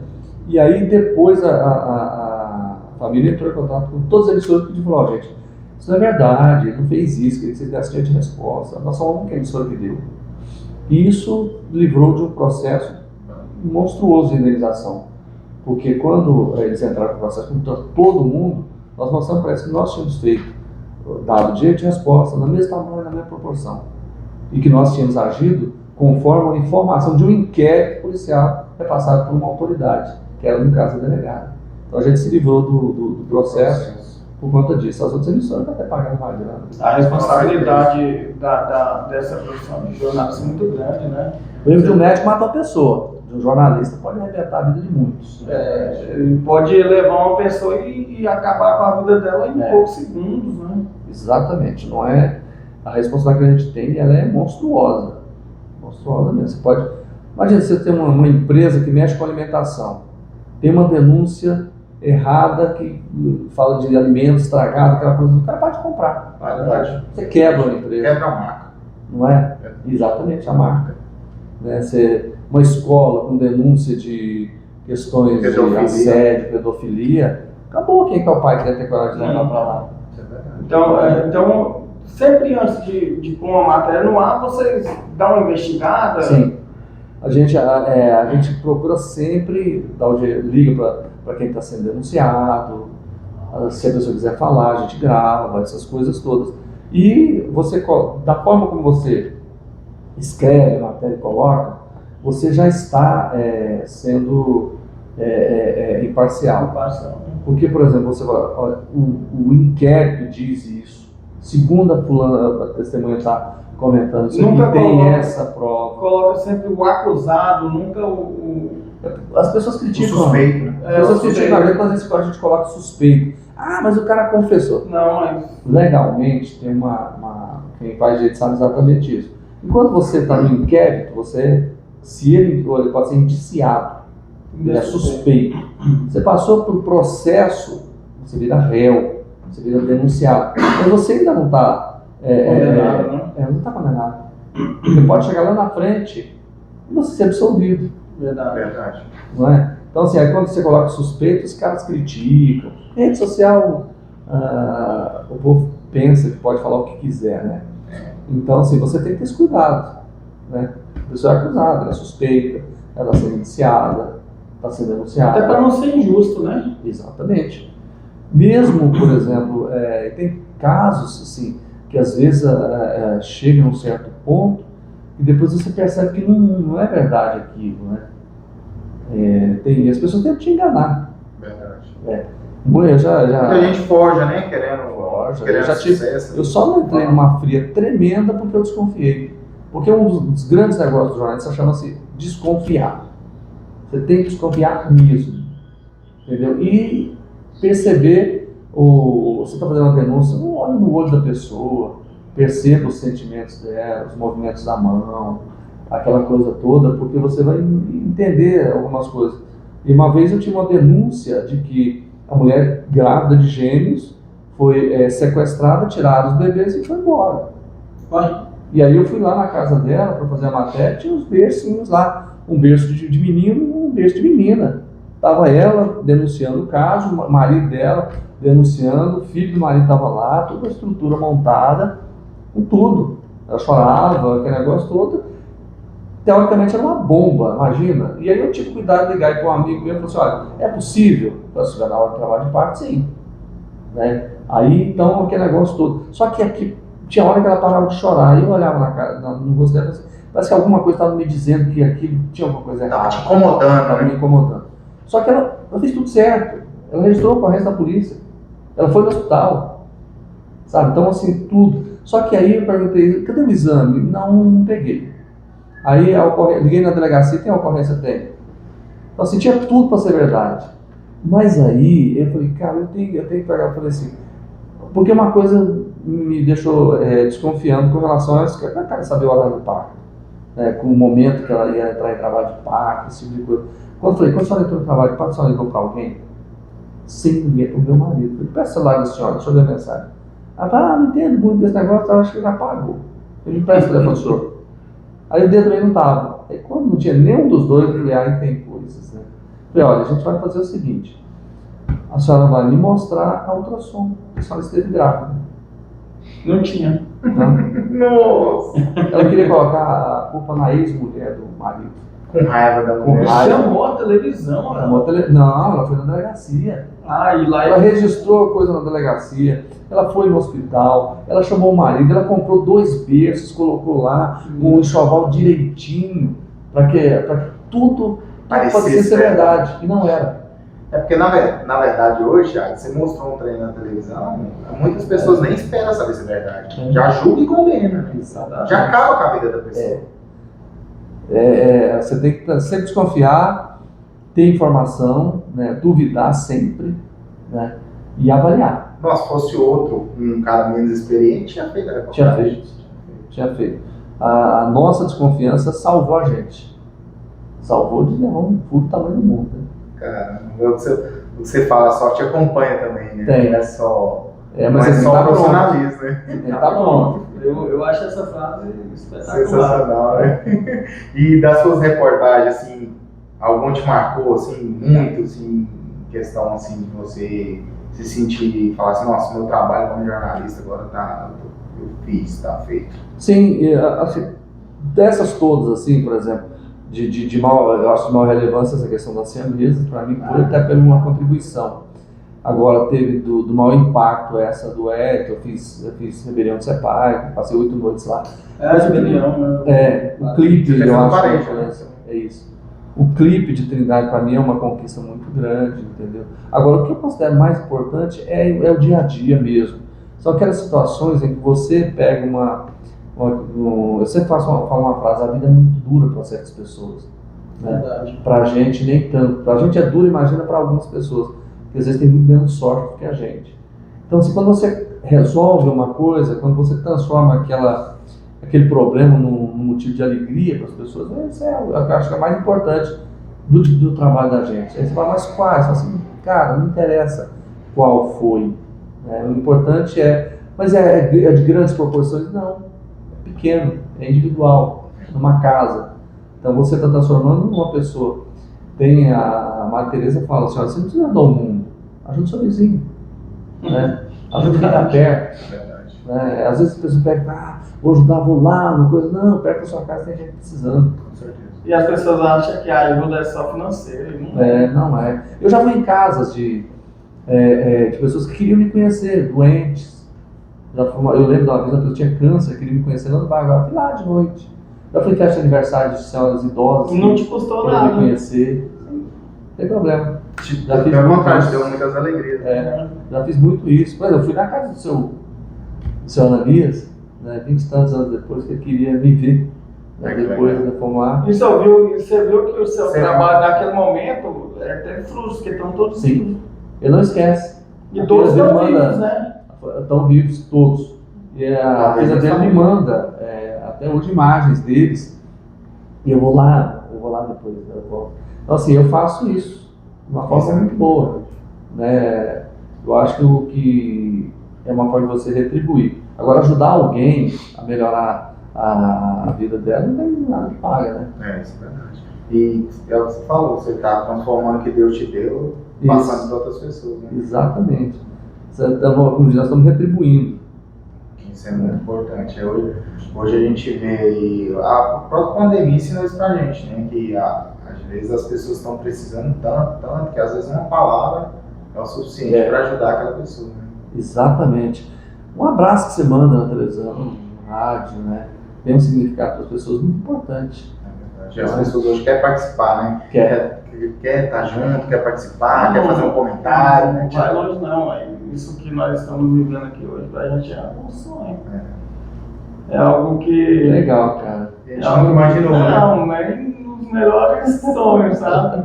E bom, realmente é algo que, para nós, a gente pode entrevistar qualquer pessoa no mundo que isso aqui vai ficar marcado. Você não tem que manter amigo, né? É verdade. Eu falo muito isso. Às vezes é melhor você ter amigo do que você ter dinheiro. Né? Exatamente. Porque se seu amigo tiver dinheiro, você também tem. Mas para mim, eu vou falar uma coisa séria para você. O podcast, ele é um instrumento fantástico. Por exemplo, vocês estão aqui. Vou contar a minha história. Para mim é fantástico isso.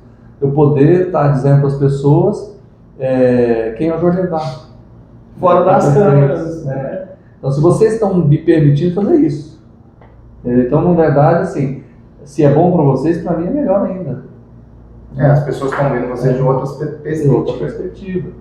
Entendeu? Assim, as pessoas não sabem algumas coisas. Eu nunca escondi. Aliás, eu sempre fiz questão de contar essa história minha de antes, essas dificuldades todas, né? Para mim é um orgulho. Mas assim, até pouco tempo atrás, as pessoas não sabiam muito porque você não tinha muito espaço para contar isso. Não é? Porque hoje o podcast permite, a rede social ajuda, você tem Instagram, você tem outras formas de você contar histórias. Né? E as entrevistas que, graças a Deus, assim, as pessoas procuram, elas querem saber exatamente isso. Elas querem saber muito mais do bastidor, a história, de onde surgiu isso aí. É porque a gente só vê o profissional, né? A gente que está na frente da televisão, a gente só vê o profissional. Mas não vê o lado humano da pessoa, não vê como que você fez para chegar até ali. Assim, eu sempre te vi na bancada, né? Verdade. Assim, uma coisa que eu sempre procurei fazer era diminuir a distância entre o apresentador e o povo. Portanto, os projetos que a gente criou, que eu tinha exatamente para diminuir isso. Né? Quando você fala, olha, pode filmar o problema e mandar para mim, eu vou mostrar. Você está fazendo com que a pessoa se comunique e diminuir a distância entre uma coisa e outra. Ela virou um repórter, né? Eu faço isso no dia a dia. Não sou, assim, por exemplo, eu adoro ir na feira fazer compra, no supermercado, esses trem. Eu que vou fazer, eu vou na frutaria lá perto de casa. Então essas coisas eu gosto de fazer. É o dia a dia, entendeu? Porque é tudo normal. Eu não sou diferente de ninguém, pelo contrário. Mas é por isso que eu gosto. Eu vou porque eu gosto mesmo. Então, eu faço isso tudo perto da minha casa, tem tudo. Então, supermercado, açougue, a frutaria. Como o podcast é uma forma descontraída da gente contar a sua história e as pessoas veem o quão você é humano, você é humilde. E através disso as pessoas começam a gostar mais de você. Eu tô falando de você porque você realmente é esse tipo de pessoa. E eu até conversei com o Michael, eu nem dormi essa noite, não sei nem como é que vai ser. Mas você repara, parece que não tem câmera aqui, né? É um bate-papo tão assim, descontraído. Às vezes a gente vai entrevistar alguém que está muito nervoso. Nós já passou por isso, por essa parte de nervosismo. Aí a gente conversa, eu falo, você nem vai perceber que a câmera está ligada. A gente vai conversar e o podcast é isso. Não é uma entrevista jornalística, é uma entrevista para deixar o entrevistado à vontade. Pode falar o que eu quiser, o que ele achar mais interessante, algo que marcou a vida dele. E o podcast é isso que a gente quer mostrar para o pessoal que tá do outro lado, né? E vocês fazem isso muito bem, porque assim, o tempo inteiro aqui, a gente não ficou fazendo perguntas, com pergunta e resposta, aquele negócio. Não fosse, eu já fiz muito podcast, assim, graças a Deus, como entrevistado, né? Então, cada um é de um jeito.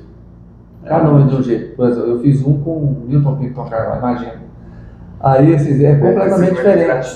Completamente diferente. Eu já disse pra ele, você traz piada, traz coisa engraçada, porque aqui não vai falar nada sério, não. Aí eu fui pesquisar os negócios mais engraçados, algumas coisas assim, levei, né? Aí, então, assim, cada um tem um jeito, um perfil. E cada um tem um jeito de conversar. E aqui eu senti muita vontade com vocês realmente conversam. A gente tenta passar algo espontâneo para os nossos seguidores, né? Então a gente tenta papinho mesmo, num café, num almoço, é isso que a gente tenta passar para eles, né? E até para o entrevistado ficar mais à vontade, né? Sempre foi um intuito nosso deixar todo mundo que vem à vontade. Não, vocês deixam.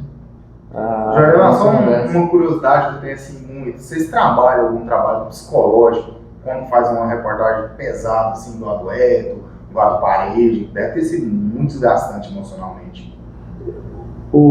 Esse você se prepara do ponto de vista do perigo, né? Esse você tem que se preparar. Por exemplo, eu lembro que no dia, a primeira noite do sequestro do Pareja, eu fui dormir no carro às 3 horas da manhã, teve tiroteio. Eu não dormi mais nenhuma noite, né? Eu não vou dormir mais, né? Então, mas eu acho que a maior preparação que você tem que ter é para quando você vai fazer uma matéria que te emociona, que realmente deixa... E as histórias que as pessoas te contam são muito interessantes. Ontem mesmo, assim, eu já chorei muito, às vezes, muitas das vezes as pessoas não veem. Mas ontem eu estava fazendo uma entrevista com o padre Marco Aurélio. Ele é o novo reitor do Santuário Basílica de Trindade, né? Vai ser o novo diretor da TV, essas coisas todas. E ele foi, durante mais de 3 anos, o diretor da Vila São Cotolengo. Minha mãe fez tratamento lá. A Vila São Cotolengo é uma das instituições mais bonitas que eu já vi na vida. É verdade. A própria minha mãe perdeu uma perna. E aí a prótese dela, ela ganhou lá, a reabilitação foi lá. A gente já levou criança criança que eu digo assim, para passar fim de semana lá em casa, na Vila São Cotolengo. Eu sou padrinho da vila, então eu tenho uma ligação grande com a vila, minha mulher também tem. E ele estava contando uma história, são situações muito pequenas, assim, quem conhece a vila, são mais de 300 internos, em que tem pessoas lá que elas só mexem no olho. Elas têm que ser alimentadas via oral o tempo inteiro. E elas não conseguem fazer nada sozinhas. Em boa parte lá é desse jeito. Fora os milhares de atendimentos diários, como o caso da sua mãe e de outras pessoas. Mas a maioria que está lá são pessoas dependentes, né? Então, assim, até ontem eu disse uma frase para ele. A Vila São Cotolengo é tão interessante que, por todas as dificuldades que tem a vila, quando você chega, você não pensa nas dificuldades, você sorri. Lá é um negócio impressionante, você ri, porque eles estão alegres. Então eles te devolvem isso. E teve eu quero chegar nessa frase. Teve um período lá em que os repasses de governo estavam todos atrasados e não tinha dinheiro no caixa, aquele negócio todo, então uma situação muito difícil. Chamou os servidores, não tem que atrasar salário. E assim, e aí imaginam assim, como é que você vai fazer? Porque daqui a um pouco vai afetar. O custo deles é muito alto, a alimentação parenteral é caríssima, né? E aí virou aquele clima, aquela coisa toda, e tem um menino lá que chama Diogo, ele é cadeirante e tem muita dificuldade para falar. E aí ele, contando essa história, foi o momento mais marcante da vida dele, que ele conta, né? E aí tal, o Diogo queria falar com ele, né? Não quer falar com aquela dificuldade toda, é como se fosse, eu quero uma audiência com o presidente e tal. E aí traz o Diogo aqui, colocou ele lá, e aí com aquela dificuldade toda ele conseguiu falar para ele, assim, ó, o senhor não está sozinho, vai tomar aqui com o senhor, né? E foi embora, aí pediu para ir embora, aí ele chorou, cara, assim, o olho dele encheu de água, assim, então você parece assim, são situações que você se emociona, as pessoas contam a história, assim, às vezes você pega uma família que está numa dificuldade muito grande, que você, na hora de você contar a história, você se emociona. Então, assim, talvez esse seja o preparo psicológico mais forte que você tem que ter, para entender que é a dificuldade do ser humano, a maldade do ser humano, a violência, né? Que a vida, para muita gente, não tem um pingo de valor. E você trabalha isso. né? Nós estamos acompanhando um caso agora, que é daquele caso de Brasil, são 10 assassinatos. É um absurdo. O que tem por trás disso aí? É um absurdo. Quer dizer, você imaginou a logística do bandido para cometer esse Na verdade, não tem. A gente, como ser humano, a gente tenta achar um motivo do porquê de toda aquela maldade, mas motivo nenhum vai. Simplesmente maldade. E você vê isso todo dia. Então, assim, isso choca. Por mais que a gente tenha costume de divulgar isso, eu não gosto de ver essas imagens assim, pesadas, sabe? Porque eu acho muita violência. Então, você tem o lado sentimental de quem precisa, de quem você ajuda, o lado da violência de quem não tem amor à vida, né? Então, o jornalismo ele é uma mistura de situações em que você tem que estar pronto, né? Psicologicamente para elas. Deve ser muito difícil lidar com tanto sentimento. E você vê a carga emocional que isso deve trazer, né? Você chegar em casa ali, às vezes é muito pesado, né? Aquela carga emocional. Você tem isso, essa carga emocional é forte. Principalmente para quem vive o dia a dia, né? de povo mesmo.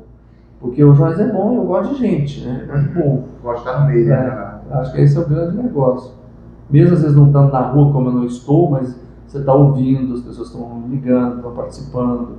No meu Instagram as pessoas mandam muita coisa no meu direct, né? Eu aproveito muito. Então essa ligação é muito intensa, né? Com as redes sociais hoje ajudou, eu acho, né? O jornalismo, que aí chega mais informação. Ajudou e prejudicou, né? Porque também chega coisa falsa, né? Falsa, e assim, as pessoas acham, por exemplo, o jornalista, principalmente nesses últimos 4 anos, sofreu muito, né?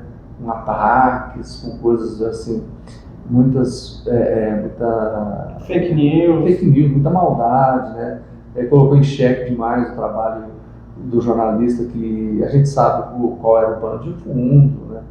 Então, assim, é muito complicado. Hoje a gente vive, por exemplo, às vezes você está fazendo cobertura, os caras agridem, quebram equipamento, esse negócio tudo, né?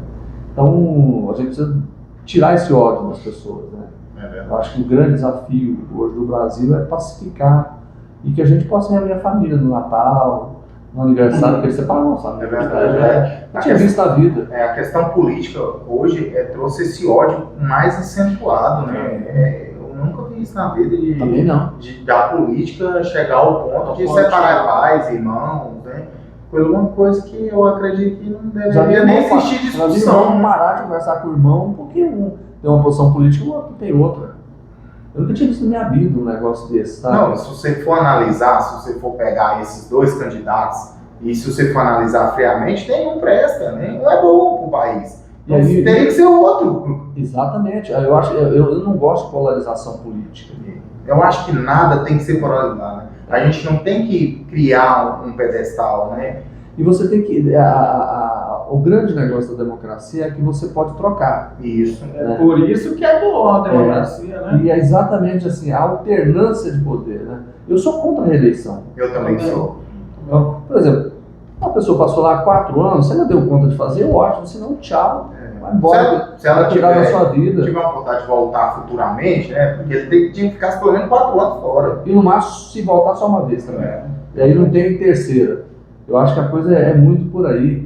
Porque hoje, dependendo da situação, é uma geração. É verdade. Ou fica 8 anos, entra outro, volta depois mais 8 anos. Deu 20 anos do. Aí Goiás já ficou. Não, e tá aí. Ficou 16 ficou anos 20 anos. depois 20 anos o Marconi, agora já tem vai fazer 8 com o Caiado.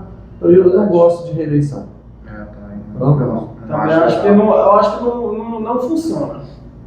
Eleição não funciona. Teria que ser só 4 anos mesmo, fez, não fez. Cara, democracia, por mais que tenha problemas, porque tem mesmo, então a gente precisa ter, a democracia é fundamental. Ela é tudo que a gente tem. É você escolher o seu candidato, você escolher quem você quer. É a sua vontade que manda. Entendeu? Isso que é importante. E temos que respeitar a vontade da maioria, né? Já é a democracia. E outra coisa também, assim, o que eu sempre questionei, por exemplo, as pessoas falam muito no STF. Só que as pessoas esquecem que os tribunais superiores são todas ligações políticas. STJ, os tribunais regionais federais. Não tem para entrar lá. Tem que ter. A minha opinião é isso, que tem tempo fixo e tal. Então, assim, eu acho que a questão não é o STF, a questão é a justiça do formato político de composição dos tribunais superiores. É verdade. É assim. Se você pegar a segunda instância aqui, os desembargadores, você tem um indicado pelo governo, outro indicado pela OAB, o outro por merecimento lá interno e tal. Tá. Mas e esse político aqui que é indicado? Verdade. Não é indicação política. É verdade. Tribunais de Contas, todas as indicações. Tem uma frase que é fantástica. Ó, o Tribunal de Contas é melhor que o céu. Porque o céu você precisa morrer. No Tribunal de Contas você não precisa morrer. É melhor mesmo. Você fica lá, cara, salário altíssimo, vitalício, trabalha pouco. Esses cargos teriam que ser concurso também. Tudo. Concurso, por quê? Porque eles, Tudo. na verdade, assim, não tem muita lógica, né? A justiça brasileira, porque nos tribunais normais é concurso. Sim. E no que manda no normal, não é concurso. É verdade, indicação política. Exato. Não é? Porque o STF ele revoga qualquer. Agora, assim, não é acabando com o STF que vamos resolver o problema. Não, é mudando a forma, né? Porque, por exemplo, Mudando a forma de escolha. vamos pegar o exemplo clássico aqui. O Bolsonaro criticou o STF, mas ele criticou dois ministros. Verdade. E se ele fosse reeleito, ele indicar mais dois. Aí eu. Mas eu vou É, falar. pra ele. Aí você pega o Lula. O Lula indicou lá, velho. E agora vai indicar dois. É. Então, ou seja, todo mundo faz a mesma coisa.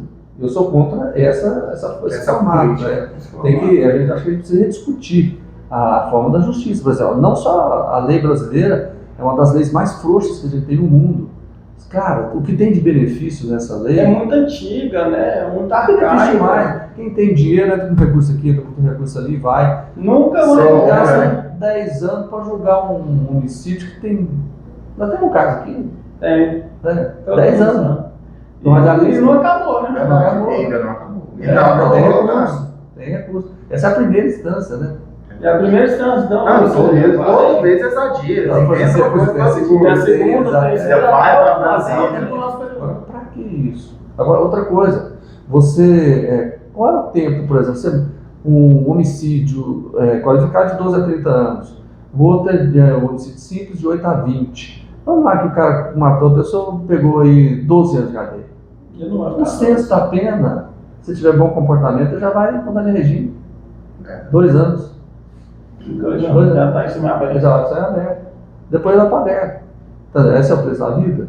Entendeu? Eu acho que crimes hediondos, essas coisas todas, não tem que ter benefício, não. Eu Tem que também cumprir acho. integralmente preso. Boa. Aí o meu pensamento de preso mesmo é radical. Eu acho que o cara tinha que entrar lá dentro, tinha que estudar, trabalhar lá dentro, Pagar o que compra. Não, eu não sou contra ele trabalhou, ganha o dinheiro dele. Ganha o dinheiro, guarda, vai depositando e estudando. O cara saiu, seu salário tá, tirei suas despesas, Sim. o resto tá aqui, você sai com dinheiro, com Paga a profissão, comida, paga o toda a serviço. despesa dele. Exato. Paga os funcionários que tá lá cuidando dele, tirou, sobrou, É tá, você porque- tá saindo, toma seu dinheiro, A reeducação teria que ser assim, né? sempre reeducado. Porque não adianta, por exemplo, você é vítima de um crime, depois você paga pro criminoso, né? Você que paga é, pra que é cuidar a do comida, criminoso. paga para cuidar. E outra coisa, você pega essas situações todas que tem aqui no Brasil, você percebe claramente que só quem vai para cadeia é quem tem advogado. É verdade. Se você não tem, você não vai. A pessoa vai pra cadeia Hoje porque está tem mais mudando. crime, né? Hoje está mudando. Graças a Deus você consegue ver gente rica ir para cadeia. Né? Isso tem que ser assim. Agora, o que é importante é você trabalhar a lei. Ela não pode. Tem um jurista que há 300, 200 anos falou isso. Ele falou assim: que não é o tamanho da pena que vai. A Educar. certeza da punição, entendeu? A certeza. Quer dizer, não é o tamanho da pena que joga, é a certeza da punição. Verdade. Então, sabe, 600 anos. Ele não vai cumprir O 600 cara sabe que não vai ficar. Não é mesmo, Porque só pode ficar no máximo mesmo 30. que ficar, o cara vai ficar ali Você tranquilo. pode ficar no Não, máximo filho. 30. O máximo que você pode ficar, de acordo com a legislação brasileira, é 30 anos. Pode pegar Você pega mil serial anos. killer, Aí pega um. matou mais de 30 mulheres. Pegou mais de 600 anos de cadeia, vai ficar 30. Mano, o Pedrinho, Ele é novo. aquele Pedrinho mesmo. Não, o Pedrinho tá solto, o Pedrinho Matador, ele tá solto. Peraí, esse menino que tem 20 e poucos anos, conseguiu ter pouco, ele tá na rua. Fernandinho Beiramata vai sair, filho. Uma hora sai. Agora, um erro que a gente tem que discutir é o seguinte: as pessoas acham que tem que deixar o preso na pior cadeia do mundo, sofrendo aquele negócio todo. Isso é um erro. As pessoas falam assim, mas eu vou pagar. Não é problema. Você vai deixar de sair pior, ele vai vai ficar mais revoltado. Exatamente, você vai sofrer depois. Você vai pagar, não vai recuperar, você vai sofrer depois. O ideal é uma cadeia firme, que não tenha como fugir, mas que ela tenha condição mínimas de respeito ao ser humano. Mas como é que esse cara não é ser humano? O problema não é, o problema é quando ele sai. É verdade.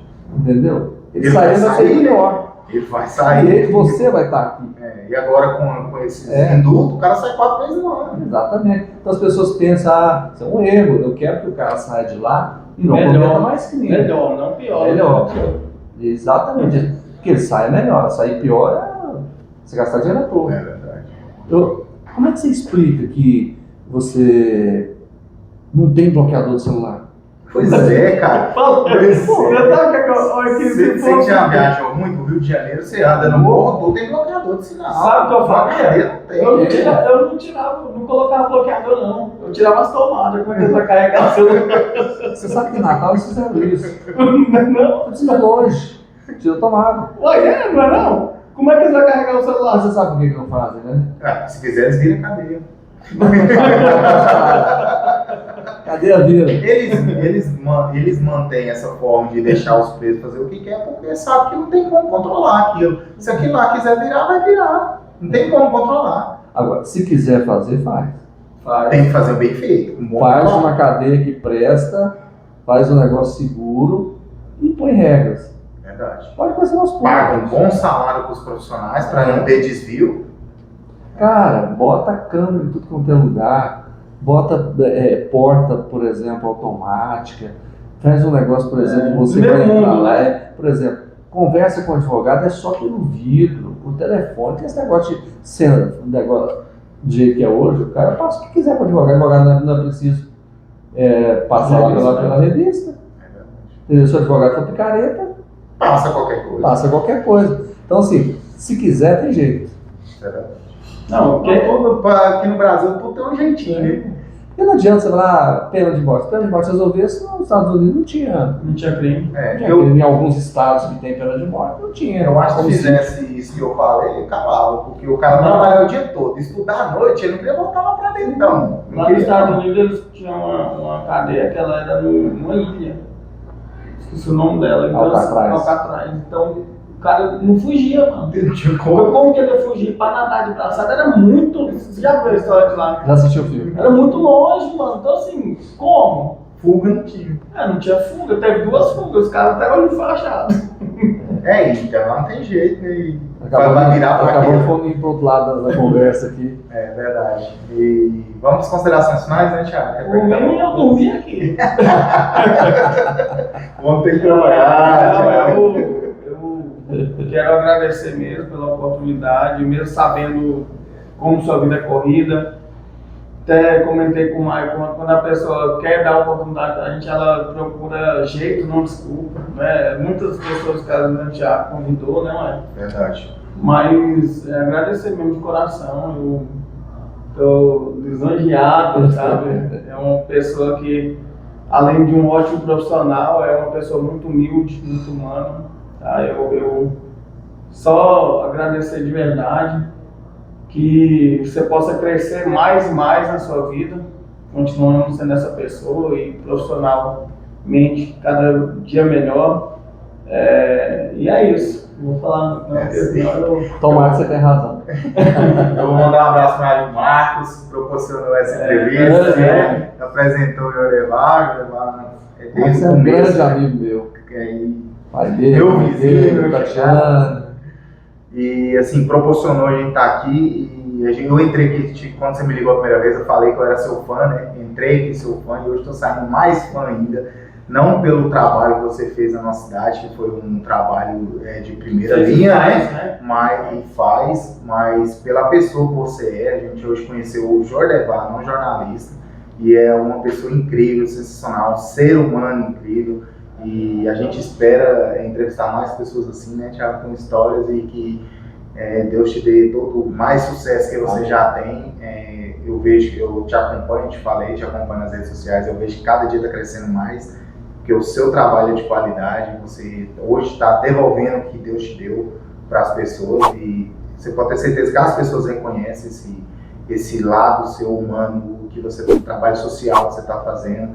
E a gente só tem a agradecer, né, Thiago? Quando o Michael me ligou mesmo pra falar, Flagra, você me tirou. Quem me ligou agora, tô vendendo aqui. Eu falo, agora você me tirou. Não, assim, eu fico muito feliz, né? Primeiro, quero parabenizar vocês pelo formato, pela forma como vocês têm extremamente espontâneos, né?